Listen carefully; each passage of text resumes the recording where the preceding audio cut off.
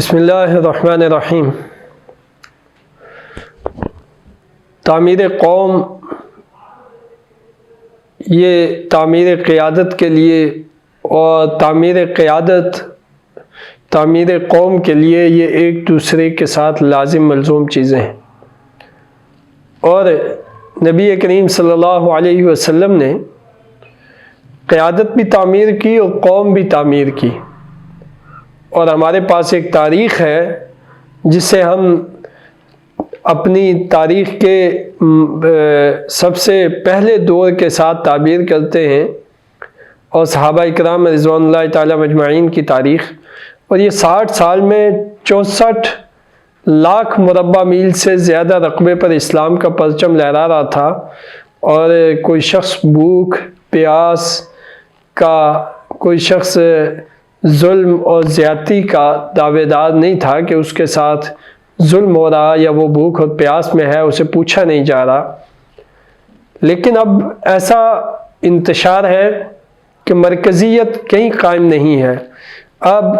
سیاست کرنے کے لیے 5-6 جماعتیں ہیں، اب مذہب سیکھنے کے لیے 5-6 جماعتیں ہیں، اب ٹریننگ سینٹر 6-6 7-7 قسم کے قائم ہیں، اب نصاب تعلیم 10-10 قسم کے قائم ہیں۔ تو یہ افتراق اور انتشار اور لوگوں کو تقسیم کرنے کی پالیسیاں ہیں، اور اس افتراق انتشار کے نتیجے میں ملک تعمیر نہیں ہوں گے، بلکہ یہ عمل جیسے آگے بڑھتا جائے گا ایسے ہی عوام تقسیم ہوتی اور باہمی جنگوں کا شکار ہوتی چلی جائے گی، اور ایک جماعت جو ہوتی ہے وہ اس کو کیسے چلایا جاتا ہے۔ اگر یہ جماعتیں نہیں ہوں گی، یہ ساری چیزیں نہیں ہوں گی، تو ایک قوم کی زندگی کیسے چلے گی؟ تو اس میں افراد اپنا کردار ادا کریں گے، اور قوم یہ فیصلہ کرے گی کہ کس فرد کا دینی، اخلاقی، معاشرتی زندگی میں کیا کردار ہے، اس کو دیکھ کر اس شخصیت کو ووٹ اور اس شخصیت کو طاقتور بنایا جائے گا۔ اب جبکہ ہمارے ہاں کئی طرح کے مسائل ہیں، تو ان کے حل کرنے میں جو لابنگ ہو رہی ہے وہ بھی انتشار در انتشار پر مبنی ہے۔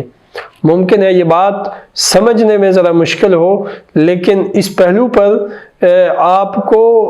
اگر یہ بتایا جائے کہ حل کیا ہے مسئلے کا، تو حل آپ کو یہ سمجھ میں آ جائے گا کہ ہمارے پاس ایک نصاب بنیادی ہے جو انسان کو انسان بناتا ہے، اور وہ نصاب ہے قرآن اور حدیث۔ یہ سب سے پہلے پڑھایا جانا چاہیے، اور اس نصاب کو پڑھانے میں اداروں کی علیحدہ تفریقات نہیں ہونی چاہیے۔ دوسری چیز یہ ہے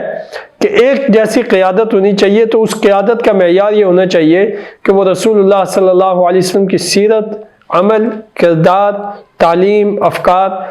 عملاً اور علماً، یعنی علم کے اعتبار سے بھی وہ خوب رسول اللہ صلی اللہ علیہ وسلم کی زندگی سے واقف ہو، اور عملی زندگی میں بھی وہ رسول اللہ صلی اللہ علیہ وسلم کے پیروکار ہوں۔ اس میں جو زیادہ پیروکار ہوگا، جو زیادہ صاحب علم ہوگا، جو زیادہ صاحب عمل ہوگا، جس کی زندگی جتنی زیادہ بے داغ ہوگی، اس کو قیادت دی جائے گی، اور جب وہ قیادت میں ہوتے ہوئے دین کے خلاف کوئی کام کرے گا تو اس کی اپوزیشن پوری قوم کرے گی، اور اس آدمی کو خلاف اسلام نہیں چلنے دیا جائے گا۔ تو یہ وہ تعمیر کا راستہ ہے جو اس وقت پاکستان کو بچانے کا آخری راستہ ہے۔ وآخر دعوانا